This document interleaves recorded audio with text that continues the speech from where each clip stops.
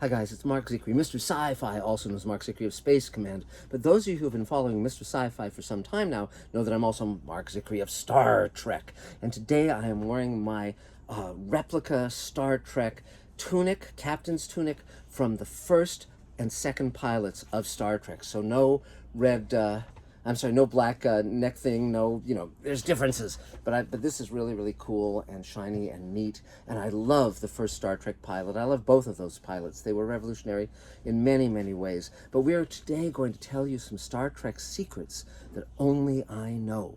And now you'll know them too. But if you have friends who are into Star Trek, please tell them. Please have them subscribe to Mr. Sci-Fi, ding the bell, like, comment, all that stuff, because this is the real deal from me to you. So let's talk about the first Star Trek pilot. Now, and I've been awaiting the debut of Strange New Worlds, and one of the reasons I really am thrilled that they're making that show is because the original Star Trek pilot was shot in 1964, and it starred Jeffrey Hunter as Captain Pike, John Hoyt as the ship's doctor, Leonard Nimoy as Mr. Spock, and Majel Barrett as number one, the first officer on the ship.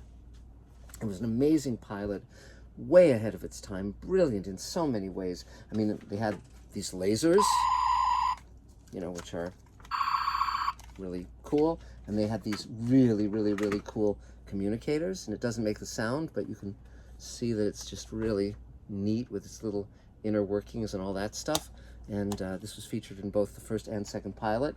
So the first pilot was made in 1964 for CBS, and it was shot by Desilu, which was the studio founded and run by Desi Arnaz and Lucille Ball, and it was a game changer. It was amazing looking. It was an amazing piece of work. Susan Oliver was spectacular as Vina, and her dance as a Green Orion slave girl is without peer.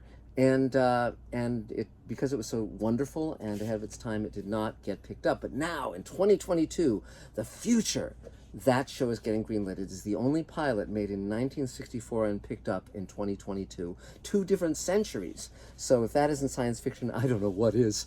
But and then of course the rest is history. They made a second Star Trek pilot for NBC this time, and they recast the captain as Captain Kirk, played by William Shatner.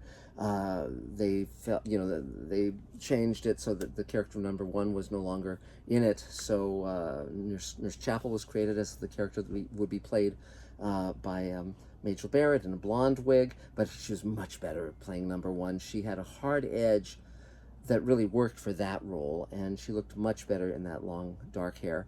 And so here's what's cool. I actually wrote a novel with the woman who named Mr. Spock, and I'm going to tell you all about it. But first, let me give a little context to all of this. So, now Gene Roddenberry, the reason I even knew about The Cage from my childhood, the first pilot was called The Cage, and we had these big-headed aliens. It was just great, just great. Gene Roddenberry had a pilot on his hand that hadn't sold, and yet it was a great story, great cast, and he brilliantly integrated it into a 2-part episode called The Menagerie. And it was a flashback to an earlier iteration of the Enterprise with Captain Pike, who Captain Kirk then succeeded. And it was great. It was the great use of a busted pilot ever. And I actually met the actor who played Captain Pike in the wheelchair, and he's going to be in Space Command and is just way fun. And Jeffrey Hunter, of course, passed away some years ago, but he was wonderful, and yet the vibe was very different. The chemistry was very different between him and Mr. Spock and John Hoyt as the ship's doctor. It wasn't Bones, Spock, Kirk, the way it ultimately was in Star Trek. But okay, so Star Trek goes on. I see it when I'm 10. It forms a huge impression on me. I read The Making of Star Trek when I'm 13. It convinces me to become a writer, producer, a showrunner in television, and that sets my career path, and here we are all these years later. So I've always been friends with science fiction writers, both in television and in books. I straddle those 2 worlds, and I became friends with a number of writers who were working on Star Trek in one version or another. And in fact, about 20 years ago, we formed a group called the Rubber Ears Club or the Rubber Ears Society, and once a month we would have dinner with some of the Star Trek writers who were working both writing Star Trek novels and Star Trek The Next Generation. And so I, of course, sold stories to Next Gen and DS9, then did, Star Trek New Voyages with George Takei, World Enough in Time, which you can watch on this channel. And please do, you'll love it. But so we started meeting every month. So it was me and Michael Reeves, who wrote for Star Trek The Next Generation, and then went on to co-write Star Trek New Voyages, World Enough in Time with me. And but it was also a number of the novelists, Mel Gilden, Garfield and Judith Reese Stevens, who would write novels, Star Trek novels, and then go on to write for Enterprise, Beyond Staff on that show. And John Vornholt, who wrote the Star Trek novels, Vonda McIntyre, who wrote Star Trek novels. These were amazing writers, amazing people, wonderful friends. And as Star Trek writers would come into town, particularly the novelists, we'd get together with them, and it was this club, and we'd hang out at conventions, and it was very fun. And I made an insignia of, like the Star Trek The Next Generation communicator badges, but instead of that triangle shape, it was a Vulcan ear, hence the Rubber Ears Club. And the Rubber Ears Club, of course, refers to Spock's makeup appliances, the rubber ears. And we had a great fun time. And then ultimately over time we kind of drifted apart a bit, so we don't get together monthly, but we still have great affection for each other. And one of these people in the Rubber Ears Society, Rubber Ears Club, was Barbara Hambly. And she was a very well-known science fiction novelist, and we became friends. And in fact, when I got the 3-book deal to write Magic Time, which Elaine and I had written as a spec pilot to our pilot, Barbara and I wrote the first novel of Magic Time together, and she was a wonderful collaborator.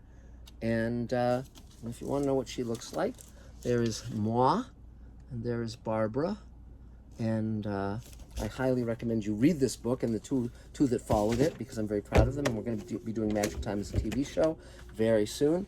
And so she was a dear friend and a wonderful person and a great writer, and I learned how to write novels by co-writing this book with her. And we'd trade off chapters, and it was a great experience. So here's the fun part.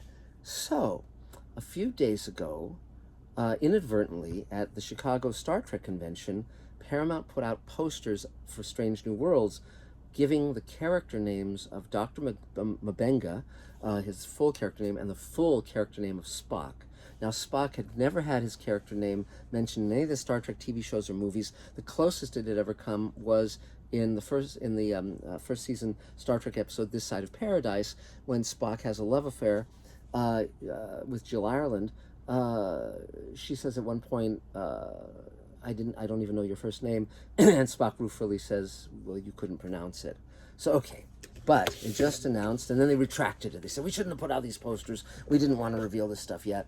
So, but they put out that Spock's name, full name, is Sachin Tagai Spock. Sachin Tagai Spock. And where did that come from? That came from my dear friend Barbara Hambly's 1985 Star Trek novel, Ishmael. Now, the fun part, of course, is the Star Trek novels are not canon, and the Star Trek comic books are not canon. And what that means is they don't count in the official history of Star Trek. Just the movies and TV shows do. So, the Star Trek chronology has gotten more and more complicated with the J.J. Abrams timeline and all that stuff, that alternate timeline of his. But, so I saw this article, I think it was yesterday, and or the day before, and I called Barbara, and I said, have you heard about this? And a friend had just called her, and she said, I'm elated. And because they hadn't told her, which is, how writers are treated often. But she was the woman who officially gave Spock his full name. And this is back in 85. This is, 25, almost 30 years ago. And but there's an interesting secret to that book, and I don't know if any of you have heard this story, but it's absolutely wonderful. So here we go, and you heard it here first. Okay, so Barbara is a terrific writer, and she's a huge fan of Star Trek, and she her career was up and running in the 80s, and one of her editors, who was editing the Star Trek book, said, you know, and he put the word out to a number of writers, saying, if you ever wrote a Star Trek novel, even just as a fan, like in fan fiction, if you have a manuscript, we'd very much like to see it. So Barbara said, well, I've got one that I wrote when I think she wrote it when she was 19, before she was a professional writer, but you could never publish it. And they said, well, send it to us anyway. So what she had done was, in the 1960s, there were two shows on the air at the same time. One was Star Trek, and the other was a show called Here Come the Brides that was set in the 19th century, and it was, I think, in Seattle, and a mining town, or some kind of town in that period, where they didn't have women, so they basically ordered mail order brides, and they came to to this town. And it only ran one season, maybe two, I think only one, but it had David Soul in it. But also, what made the connection for Barbara was she loved both shows, and they both featured Mark Leonard.